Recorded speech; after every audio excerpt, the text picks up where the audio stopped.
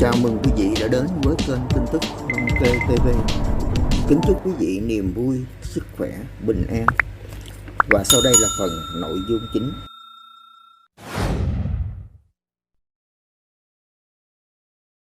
Giả vờ ngất xỉu, nhờ bảo vệ mua nước để lấy xe SH dừng trước cửa hàng. Nam thanh niên vừa bị say nắng, nhờ người bảo vệ vào trong mua nước giúp để đồng phạm tiếp cận lấy trộm xe SH1. Ngày 23 tháng 10, Công an phường Tân Chánh Hiệp, quận 12, thành phố Hồ Chí Minh lập hồ sơ, lấy lời khai vụ trộm cắp xe máy xảy ra trên địa bàn. Thông tin ban đầu, trưa ngày 21 tháng 10, ông Nguyễn Cảnh D, 65 tuổi, ngụ quận 12, đang làm bảo vệ tại cửa hàng Co-op Phúc trên đường Đông Bắc thì có một thanh niên đi xe máy tới.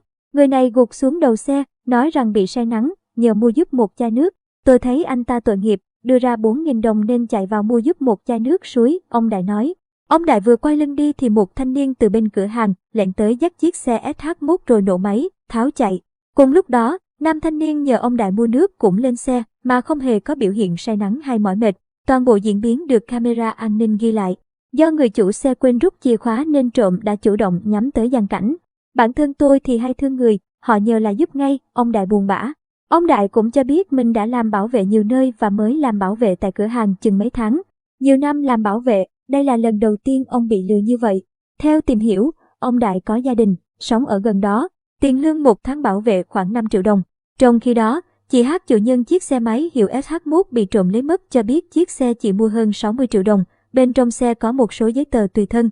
Hiện vụ việc đang được điều tra, làm rõ. Thấy nam thanh niên say xỉn đi không vững, tài xế xe ôm giả vờ lại giúp rồi cũng luôn một thứ. Khi thấy nam thanh niên say xỉn đi không vững, tài xế xe ôm công nghệ vội chạy tới giúp đỡ nhưng không ngờ anh ta chỉ giả vờ như vậy để móc túi mà thôi. Mới đây, đoạn video ghi lại hình ảnh một tài xế xe ôm công nghệ trộm điện thoại của nam thanh niên say xỉn đang thu hút sự chú ý của dư luận. Theo đó, sự việc xảy ra vào khoảng 21 giờ tối và toàn bộ quá trình đều được camera nhà dân gần đó ghi lại. Đoạn video cho thấy, nam thanh niên đang dừng xe giữa đường, bên cạnh anh là một tài xế xe ôm công nghệ đeo khẩu trang kín mít. Sau đó, anh ngồi lên xe và định dắt xe vào nhà nhưng do say xỉn nên quá trình này vô cùng khó khăn. Thế vậy, tài xế xe ôm vội vàng chạy tới. Những tưởng anh ta có ý tốt nhưng không ngờ anh chỉ giả vờ giúp đỡ để tiếp cận nam thanh niên. Một tay người đàn ông giữ tay ga, tay còn lại không ngừng lục soát trên quần áo của nam thanh niên. Tuy nhiên, do nam thanh niên kia đang trong tình trạng không tỉnh táo nên hành vi của tài xế xe ôm hoàn toàn không bị phát giác. Mãi tới khi người đàn ông lấy được điện thoại cất trong túi quần của nam thanh niên và lên xe chạy mất, nạn nhân mới phát hiện ra vụ việc. Anh xuống xe, sờ vào túi quần của mình để kiểm tra, toàn chạy theo kẻ trộm thì xe máy của anh đổ xuống đất. Đoạn video nhanh chóng thu hút sự chú ý của dư luận. Một số người bình luận, xã hội lắm kẻ gian lắm, sơ hở một tí thôi là mất tiền mất của như chơi. Đừng tưởng hoa nở mà ngỡ xuân về, đừng tưởng được giúp mà vội cảm ơn. Tưởng anh ta có lòng tốt ai dè đâu, trộm cắp giờ tinh vi thật. Công an thành phố Hồ Chí Minh nói gì về thông tin nhân viên y tế chuốc thuốc mê cả nhà? Công an thành phố Hồ Chí Minh đề nghị người dân chú ý, nêu cao tinh thần cảnh giác, đồng thời không lan truyền tin đồn không có căn cứ, sai sự thật gây hoang mang dư luận.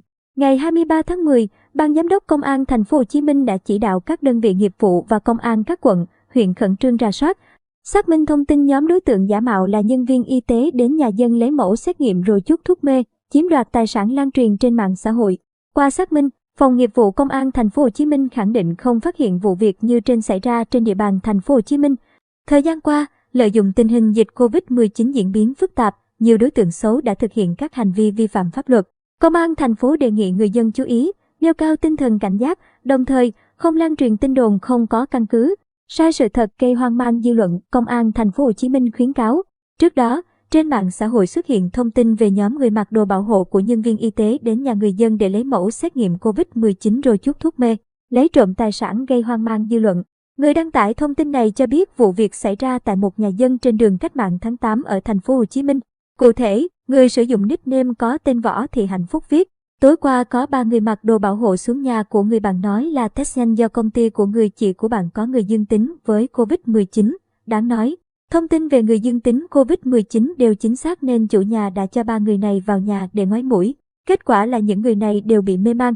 Riêng camera tại đây cũng không xác định được các đối tượng vì bọn chúng mặc đồ bảo hộ. Toàn bộ tài sản đều bị mất sạch. Vụ việc đã được chủ nhà trình báo công an. Một hình thức lừa để trộm đồ ở SG